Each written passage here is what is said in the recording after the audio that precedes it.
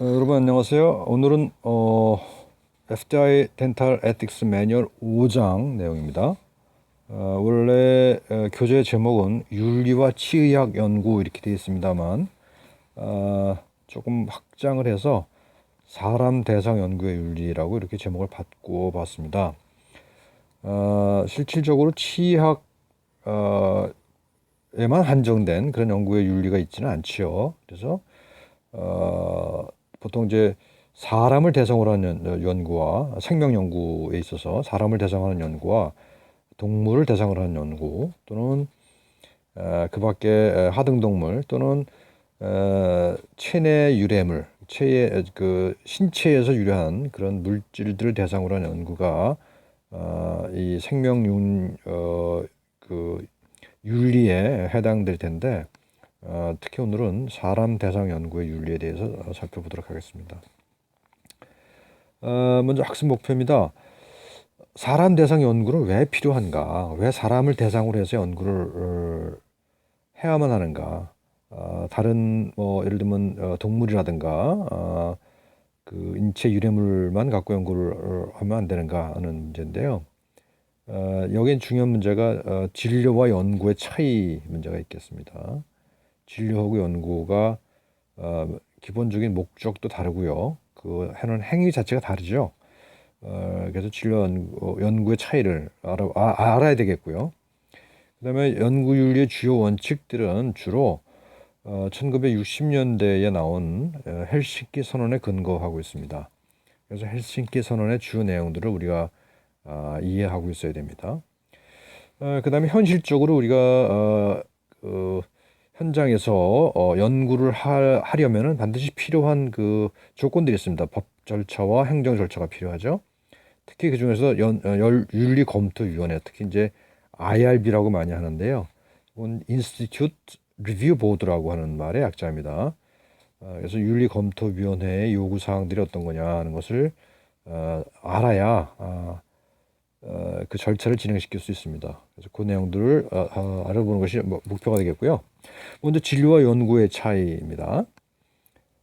진료라 하면 보통 환자의 복지를 목적으로 하는 행위죠.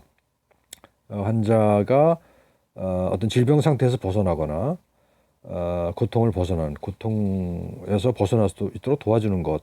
그래서 전반적인 복지를 향상시키는 것. 그것이 진료 목적이 되겠죠. 그런데 문제는 뭐냐 하면 이 진료의 특징은 불확실성이라고 하는 겁니다. 불확실해요. 내가 어떤 A라는 약을 줬을 때 어떤 A 프라임이라는 어떤 효과가 나타난다고 일반적으로 의학 연구 결과가 말하고 있지만 그럼에도 불구하고 그것이 꼭 적용되지 않을 수도 있다는 말이죠. 그래서 불확실하다는 거죠. 이건 뭐냐면 우리가 보통 우리가 치료 방식이라고 하는 것은 대체적으로 이렇게 전기분포를 그리는 그런 거죠. 여기가 그리고 여기서부터 여기까지 정도가 이게 정성이라고 생각해서 만들어낸 치료 방식이란 말이죠. 근데 사람은 여기 이쪽에 있을 수도 있고 이쪽에 있을 수도 있는 거죠. 그래서 이 정상, 소위 말하는 정상의 범위를 벗어나는 경우에 있어서는 같은 치료 방법이라 하더라도 적용되지 않을 가능성이 높다는 겁니다. 그리고 이제 불확실하고 될지 안 될지 모르고 또 특이하다는 것이죠. 어떤 사람은 페니실린은 대부분의 사람들에게 문제가 없지만 어떤 사람은 페니실린에 쇼크를 일으켜서 사망을 하기도 한다는 거죠. 그래서 진료는 환자의 복지를 목적으로 하는 특징이 있는 반면에 연구는 일반화할 수 있는 지식입니다. 그러니까 어떤 특이성보다는 보편성을 추구하는 것이죠. 그래서 어떤 환자에게 적용될 수 있는가 없는가를 따지는 그런 연구도 물론 있을 수 있습니다. 최근에 이제 맞춤의학이라고 하는 그런 연구에 있어서는 뭐 특이한 그런 환자의 특이한 연구를 하겠지만 그 경우에도 역시 어떤 그 특정한 특이성의 원인을 가지고 있어야 되죠. 그래서 보통 일반적 연구를 하면 일반화할 수 있는 지식이어야 됩니다. 그래서 이런 그 지식의 내용은 치료적 연구. 그러니까 어떤 약을 썼을 때 치료가 제대로 되느냐 안 되느냐 하는 걸 알아보는 연구도 있을 수 있고요. 또는 생명 현상을 알아보기 위한 비치료적 연구도 있을 수가 있습니다. 어떤 예를 들면 무슨 그 메커니즘을 규명한다 할 때 그것이 보편성을 가지는 것일 수가 있죠. 사람에게 또는 그 포유류에 또는 일반적인 뭐 척추동물에게 적용될 수 있는 또는 그것을 대상으로 한 그런 연구가 있을 수가 있습니다. 그래서 진료는 환자의 복지를 위한 것이고 연구는 일반화할 수 있는 지식인데 사실은 연구에서 나온 결과를 갖고 진료 적용하기도 하죠. 그다음에 진료를 해봐서 나온 결과를 갖고 또 연구를 하기도 합니다. 그래서 결국 이것은 이렇게 순환하는 구조를 가지고 있는 거죠. 진료와 연구는 순환하는다고 볼 수가 있습니다. 우리가 연구의 대상으로 삼는 것은 이렇게 한 네 가지 정도를 볼 수 있겠는데요. 먼저 인체 추출물입니다. 체액, 무슨 뭐 혈액이라든가 치과 같은 경우는 이제 뭐 타액 뭐 이런 것들을 연구 대상으로 삼을 수가 있겠죠. 그래서 거기서 뭐 유전 정보, 뭐 혈액형 정보, 질병에 관한 정보를 얻어낼 수 있습니다. 또 이 수정란도 활용될 수 있고요.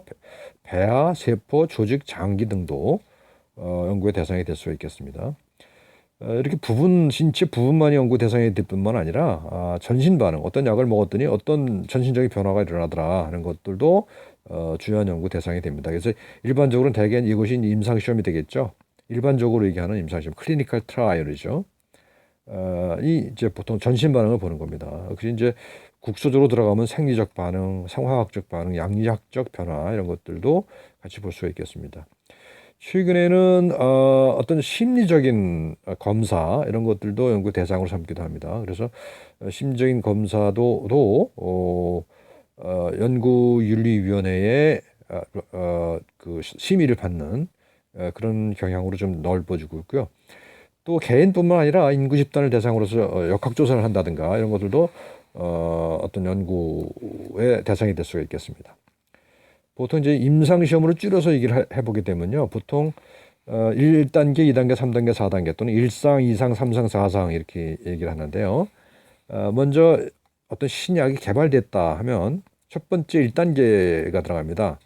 이거는 뭐냐면 이 약이 독성이 있는지 없는지, 물론 동물을 대상으로 해서 실험을 했지만 그래서 독성이 그렇게 강하지 않다는 것을 확인했다 하더라도 그 독성이 사람에게도 발생하지 않는다는 보장이 없는 거죠. 그래서 1단계는 다소 위험한 단계라고 할 수가 있겠습니다. 일상. 그래서 이 경우에는 보수를 받는 건강한 지원자를 대상으로 합니다. 그 건강한 지원자를 대상으로 해서 그 약을 투여해서 그것이 독성이 있는지 유해 효과가 있는지를 시험하는 것이죠. 그러니까 이건 상당히 위험한 거라고 볼 수가 있죠. 물론 동물 실험 등을 통해서 대체적으로 걸러지긴 했습니다만 그 용량을 확인한다든가 독성을 확인한다든가 하는 것이기 때문에 보수를 받는 건강한 지원자를 대상으로 합니다. 자, 이렇게 1단계를 거쳐서 뭐 아주 대단한 독성은 없다를 확인한 다음에 그리고 어느 정도 용량 또는 그 메타볼리즘을 확인을 하죠. 그래서 피를 뽑아서 그 대사 단계를 연구를 하죠. 1단계에서. 그래서 2단계에서는 그 대상을 건강한 지원자가 아닌 환자로 바꾸는 겁니다. 그래서 어떤 특정한 질병이 있는 환자에게 그 약의 약효를 이제 검사하는 거죠. 그래서 유익한 효과가 있는지 부작용이 있는지 여부를 확인하는 게 이제 2단계가 되겠습니다. 이제 3단계는 대개 이제 대단위로 대규모 단위의 환자를 대상으로 해서 하는 시험이 되겠습니다. 그래서 이거는 대개 세 가지 나누죠. 시험약, 새로 개발된 약, 그다음에 비교약, 이미 사용하고 있는 약을 사용하는 그룹으로 나누고 또 한 그룹은 어떤 약을 쓰는지 모르는 그룹으로 나눠서 이 세 그룹 간의 약효를 구분하게 되죠. 그래서 시험약이 약효가 있다고 밝혀지려면은 그 비교약에 비해서 동등한 또는 그보다 월등한 효과를 가져야 되고요. 플라시보보다도 물론 뛰어나야 되겠죠. 플라시보 정도의 효과라고 한다면 시험 약이 약효가 있다고 볼 수가 없는 거니까요. 그다음에 중요한 것은 이제 이중 눈가림을 한다는 겁니다. 그래서 이건 이중 눈가림이 뭐냐? 약을 먹는 환자도 약을 주는 의사도 이 약이 어떤 약인지 모르게 한다는 거죠. 그래야 진정한 그 약효만을 걸러낼 수 있다는 얘기입니다. 이게 그래서 지금 현재 행해지고 있는 대부분의 그 임상시험은 3단계에 해당하는 거가 되겠습니다. 1단계, 2단계를 하는 기간은 그렇게 많지가 않죠. 특별한 그 기간만 1단계, 2단계를 하게 되고요. 그다음에 4단계는 일단 이렇게 해서 3단계를 거치면 여기서 이제 식약청에서 이제 허가가 나옵니다. 이렇게 이 그 시험 결과를 첨부해서 식약청에 제출하게 되면 식약청에서 이제 시판 허가를 내주죠. 그럼 시판 허가가 나온 다음에는 4단계 시험을 또 하게 됩니다. 이건 뭐냐? 시판 이후에, 그러니까 일반적으로 돈을 받고 파는 거죠. 3단계까지는 이 약을 먹는 사람이 전혀 돈을 내지 않죠. 왜냐하면 시험약이기 때문에 4단계는 그 약을 구입한 환자들을 대상으로 해서 시판 이후 새로운 부작용을 확인하는 겁니다. 그래서 이렇게 임상시험은 1, 2, 3, 4의 4단계가 있다 하는 것을 알 필요가 있고요. 자, 임상연구의 조건입니다. 그 윤리검토위원회, 아까 IRB라고 그랬죠. 보통 IRB로 많이 불립니다. 이 IRB가 검토하는 것은 뭐냐면 이 어떤 연구 계획서를 가지고 심사를 하죠. 연구 계획서를 봐서 이 연구가 특별히 과학적 가치를 가지느냐를 봅니다. 과학적 가치. 왜냐하면 과학적 가치를 가지지 않은 연구를 허가해 준다는 것은 사회적인 비용을 지불한다는 얘기죠. 과학적 가치를 가진다는 것은 이 연구를 통해서 인류의 복지에 기여할 수 있다. 그러니까 과학적인 새로운 발견을 통해서 새로운 가치를 창출한다라고 하는 그 확신을 가져야 된다는 거고요. 이제 과학적 가치를 가져야 그다음에 또 사회적 가치도 가지겠죠. 그래서 이 연구의 가치를 따지게 됩니다. 윤리검토위원회에서는 연구의 가치를 따지게 돼서 과학적 가치와 사회적 가치를 따진다. 그다음에 중요한 게 이거 임상 연구는 대개 일종의 위험이 따르기 때문에 그 위험과 이 연구 결과 얻게 될 혜택 간의 차이 그 비율을 찾아봐야 되겠습니다. 그래서 리스크 베니피트 레이시오라고 그러는데 그래서 이걸 항상 염두에 두고 심의를 하게 됩니다. 그다음에 굉장히 중요한 게 형식적으로 중요한 게 충분한 설명 후 동의, informed consent라고 그러죠. 그래서 충분히 설명을 해서 환자가 충분히 이해한 다음에 미리 마련한 동의서의 그 서명을 받는 거죠. 그다음에 어떤 경우에도 임상 시험에 참여한 환자 개인의 정보를 공개해서는 안 되겠습니다. 그래서 이 경우에는 특히 이제 보안 담당자를 선정해서 그 이중으로 암호화해서 보관하도록 하는 그런 경우도 있습니다. 자, 그다음에 역할의 충돌입니다. 우리가 치과 의사가 어떤 연구를 한다고 할 때 두 가지 역할이 충돌합니다. 하나는 연구자로서의 역할, 하나는 치유자로서의 역할이죠. 그런데 이제 여기서 강조하는 것은 이 두 역할이 충돌할 때는 항상 치유자로서의 역할에 더 방점을 찍어라라고 하는 것이 일반적인 조언이 되겠습니다. 왜냐하면 연구자로의 입장만을 챙기다 보면 결국 환자의 이해가 침해받을 수 있다는 얘기입니다. 또 생각해야 될 게 이해관계 충돌입니다. conflict of interest라고 그러는데 이거는 예를 들어서 어떤 임상 시험에 이해관계를 가질 수가 있어요. 예를 들면 내가 어떤 그걸 제조하는 회사에 내가 주식을 가지고 있다든가 그런 경우가 있을 수가 있고요. 또 어떤 내가 임상 시험에 참여하는 대가로 분명히 당연히 받습니다. 뭐 제약회사나 기구회사로부터 일정한 대가를 받습니다. 그렇게 되면 그 연구를 하도록 그런 동력이 부여되죠. 그래서 그런 것들을 내가 여기서 어떤 이득을 얻고 있는가를 생각해 보라고 하는 얘기입니다. 그래서 이런 모든 것들이 윤리검토위원회의 심의 대상이 됩니다. 그래서 이러한 내용들이 충분히 고려되어 있는가 하는 것을 심사하게 되겠습니다. 연구 부정 행위는 이제 네 가지 정도인데요. 표절, 남의 논문을 무단으로 베껴오는 경우, 뭐 최근에 이제 여기저기 많이 문제가 되죠. 공직자들 같은 경우에. 그래서 앞으로는 이제 이런 일이 있었으면 안 되겠습니다. 데이터 조작, 우리가 뭐 많이 봤죠. 황우석 사태 때 줄기세포를 포토샵을 조작을 해서 이렇게 저렇게 조작을 했던 그런 사건을 알고 있죠. 데이터 조작이 있고요. 중복 출판, 뭐 자가 복제라고 그러죠. 같은 내용을 뭐 여러 개의 논문으로 출판하는 행위가 되겠죠. 저작권 증여 실질적으로 기여하지 않았음에도 불구하고 거기에 저자로 이름을 올리는 경우, 이런 경우들이 이제 연구 부정 행위에 해당되겠습니다. 사실 이런 경우는 저작권 증여의 경우는 사실 그 경계가 좀 애매모호하긴 해요. 하지만 어쨌든 간에 일반적으로 이 네 가지를 연구 부정 행위로 얘기를 합니다. 그래서 이런 경우가 있을 때는 주로 내부자의 고발이 없으면 드러나기가 굉장히 힘든 게 사실입니다.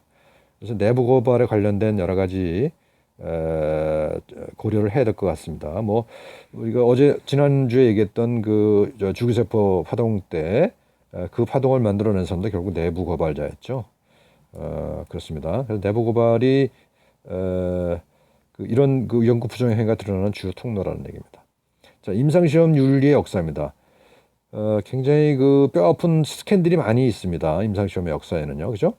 우리 잘 알고 있는 일본의 731 부대 나치의 생체 실험, 아주 극악무도한 사람을 대상으로 한 실험이 있었죠. 그리고 이런 그 의사들의 그 행위를 처벌하기 위해서 만들어진 게 뉘른베르크 강령입니다. 1947년에 만들어졌는데요. 사실은 뉘른베르크 강령은 뉘른베르크 재판의 결과라고 볼 수가 있습니다. 재판의 판결문의 일부라고 볼 수가 있습니다. 그래서 그 생체 실험을 했던 나치 의사들을 처벌하는 법정에서 나온 문서입니다. 그래서 여기서 나온 게 세 가지인데, 우선 동의서 요건, 그 피험자가 자발적으로 임의적으로 참여해야 된다라고 하는 거고요. 그다음에 위험 이익 분석을 해야 된다는 거, 아까 리스크 베니피트 레이셔죠. 그다음에 내가 동의를 했다 하더라도 언제라도 자유 의사에 의해서 그 동의를 철회할 수 있어야 된다 하는 것이 뉘른베르크 강령의 주요 내용입니다. 이제 뉘른베르크 강령이 있었음에도 불구하고 1962년대에 아주 어마어마한 사건이 나타나죠. 살리도마이드라는 사건인데요. 살리도마이드라고 하는 이 구토억제제인데, 이 구토억제제를 임산부들에게 광범위하게 판매가 되죠. 그랬다가 뭐 엄청난 그 수에 기형아가 태어나게 됩니다. 그래서 이 이후에 나온 것이 바로 뭐냐, 그 헬싱키 선언이 되겠습니다. 그러니까 아까 그 731 부대나 그 나치 의사들의 생체 실험을 단죄하기 위해서 만들어놓은 게 이제 뉘른베르크 강령이라고 한다면, 살리도마이드 사건 이후에 그 문제를 해결하기 위해 나온 것이 헬싱키 선언이었다, 이렇게 보면 됩니다. 그래서 60년대에 미국에는 뭐 NIH의 윤리위원회가 만들어지고 연구 감독기관도 만들어지고 그렇게 되는 거죠. 살리도마이드는 46개 나라에서 12,000명의 기형아, 주로 이게 팔다리가 없이 태어나는 아이들이죠. 팔다리가 없이 태어난 12,000명의 기형아를 생산해냈죠. 그래서 이것을 디제스터라고 표현을 하고 있는 거죠. 그래서 그 결과적으로 이제 헬싱키 선언이 나오게 됩니다. 근데 헬싱키 선언을 한 주체는 뭐냐면 WMA 세계의사협회죠. 세계의사협회가 모여서 물론 이제 세계의사협회가 만든 것 중에 하나는 요 앞에 이제 제네바 선언이라는 게 있어요. 2차 대전 이후에, 이거 2차 대전 이후에 만들어진 거거든요. 그 세계의사협회라는 게. 거기서 제네바 선언이 바로 이제 심판 히포크라테스 선서입니다. 그게 제네바 선언이고요. 그다음에 헬싱키 선언을 또 하게 되죠. 그래서 1960년대 하게 되고, 그래서 여기서 이제 중요한 내용은 피험자 이익이 사회적 이익보다 우선한다. 그러니까 내가 어떤 희생을 함으로써 사회 이익이 돌아간다 하더라도 그런 시험을 해서는 안 된다는 거죠. 아주 강화된 조건을 부여해주고 있죠. 그 다음에 내가 임상시험에 참여를 했으면 그 이후에 그 임상시험 결과로 개발된 신약의 그 치료를 받아야 된다. 그 치료를 투여받을 수 있는 그런 권리가 부여된다라고 하는 얘기입니다. 이거는 사실은 잘 지켜지지 않고 있는 조건이라고 할 수가 있죠. 그다음에 두 번째 스캔들입니다. 이거 결국 이제 생명윤리는 대개 스캔들을 경험하면서 다 나오게 되는데, 터스키기 매독 연구라는 게 있죠. 이게 1932년부터 72년까지 약 무려 40년 동안 시행된 건데, 생각해 보죠. 중간에 헬싱키 선언이 있습니다. 그러니까 헬싱키 선언이 나왔음에도 불구하고 이 연구는 계속돼요. 이건 뭔가 하면 매독 연구인데, 특히 터스키기라는 지방에 흑인들만을 대상으로, 특히 흑인 매독 중독자, 매독 환자들, 매독에 걸린 흑인 환자들 대상으로 해서 40년 동안 행해진 연구입니다. 40년 동안 행했는데 어떻게 했는가 하면 이거 보십시오. 이렇게 모집 공고를 하면 컬러드 피플, 그러니까 유색 인정만 모아서 프리 블러드 테스트, 프리 트리트먼트 이렇게 이제 거짓말을 하는 거예요. 그러니까 무료로 검사를 하고 무료로 치료를 해준다고 거짓말을 하고, 그러니까 이거는 거짓말 아니네요. 프리 테스트는 거짓말 아니네요. 피를 뽑고 뭐 척추색도 뽑고 하니까요. 근데 프리 트리트먼트라고 하는 건 거짓말이죠. 그래서 무료로 검사를 하고 치료는 하지 않는, 그래서 매독의 자연 경과를 관찰하는 그런 연구였습니다. 40년 동안 행해진 거죠. 그래서 이 클락이라는 사람이 이제 주도해서 시작한 그런 연구인데, 그래서 사실 40년 동안 행해졌다는 거예요, 그렇게. 그래서 보면은 뭐 이렇게 보십시오. 매독 환자들 갖다 놓고 척추에 바늘을 넣어서 척추액을 뽑아서 검사하고 피를 뽑아서 검사하는 이런 내용입니다. 그래서 결국은 이 연구에 참여했던 간호사의 폭로로 세상에 알려지게 되고, 결국은 1997년 클린턴 미국 대통령이 이 피해자들을 백악관에 초취해서 공식적으로 사과를 하게 되는 것이죠. 그러니까 아까 보시면은 헬싱키 선언이 있었음에도 불구하고, 그죠? 헬싱키 선언이 있었음에도 불구하고 40년 동안, 그것도 미국이라고 하는 나라에서 인종차별적이고 인권 유린적인 그런 임상 시험이 행해졌다고 하는 것이 놀라운 거죠. 그래서 이런 스캔들을 통해서 생명 윤리는 발전해 나간다, 이렇게 볼 수가 있습니다. 그 역사를 보게 되면 이렇게 됩니다, 그죠? 터스키기 연구가 이제 30년대부터 시작되고요. 뉴른베르크 강령은 이제 2차 대전 이후에 뉴른베르크 강령이 발표되죠. 그 다음에 여기 딸도마이 사건이 있은 다음에 헬싱키 선언이 나오고 60년대. 그 다음에 벨몬트 보고서는 벨몬트 보고서라는 게 있는데 아까 말씀 안 드렸죠. 이거는 이제 여기 뭐가 있습니까? 터스키기 연구, 매독 연구가 이제 폭로되는 시기죠. 폭로되는 연구. 그러니까 터스키기 연구가 폭로된 다음에 벨몬트 보고서가 나와서, 여기서 벨몬트 보고서의 중요한 것은 정의의 원칙입니다. 정의. 그러니까 흑인들에게 인종차별적인 그런 행해진 거잖아요. 그래서 그런 차별을 금지시키는 벨몬트 보고서가 나오게 됩니다. 우리 국내 같은 경우는 쭉 이런 1980년대부터 이런 진전이 있어서 2004년도에 생명윤리법이 제정되죠. 그래서 윤리에 관련된 생명 연구에 관련된 일반적인 규범들이 만들어지게 됩니다. 헬싱키 선언의 기본 원칙은 생명, 건강, 사생활 존엄성 보호입니다. 그다음에 과학의 원칙, 과학적이어야만 이것이 가치가 있는 것이기 때문에 그렇죠. 심사위원회를 거쳐야 되고요. 그다음에 시험자가 충분한 과학적 자격이 있어야 됩니다. 그래서 IRB가 심사하는 주요 내용 중에는 시험 책임자, 연구 책임자의 자격 요건을 아주 알아보는 그런 절차가 포함되어 있습니다. 그다음에 리스크 베네피트 레이쇼를 봐야 되고, 그다음에 문서이한 동의, 환자의 동의를 받고 거기다 서명을 받아야 되는 거죠. 그다음에 종속 관계에 있는 피험자인데, 이건 예컨대 여러분 같은 분들이다.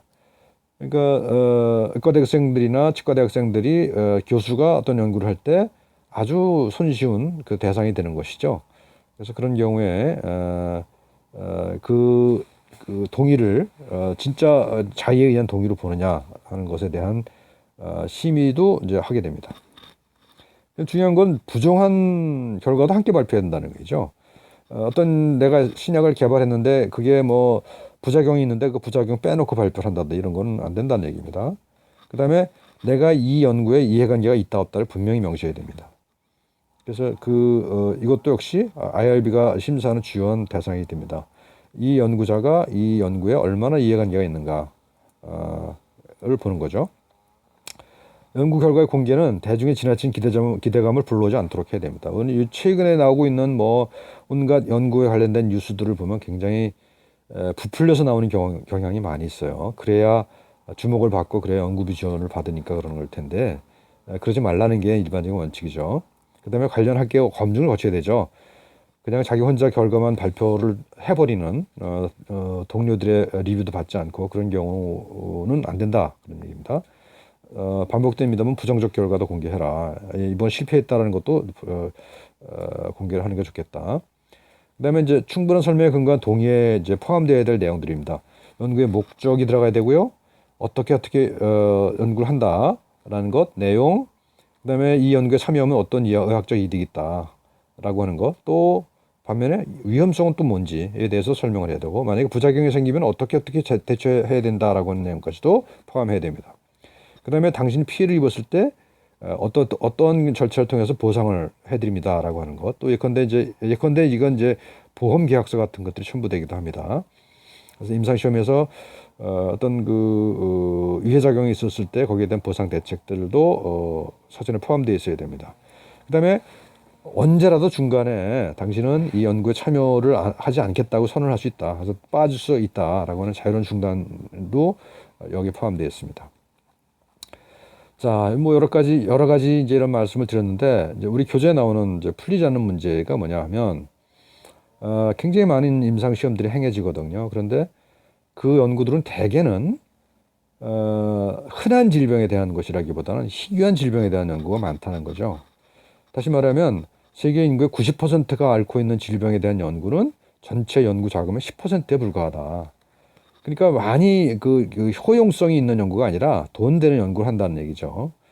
인류의 복지에 기여하는 연구보다는 돈을 벌는 연구에 집중되는 것이 이제 문제다라고 하는 내용들을 이 교재는 풀리지 않는 문제라고 지적하고 있습니다. 네, 감사합니다.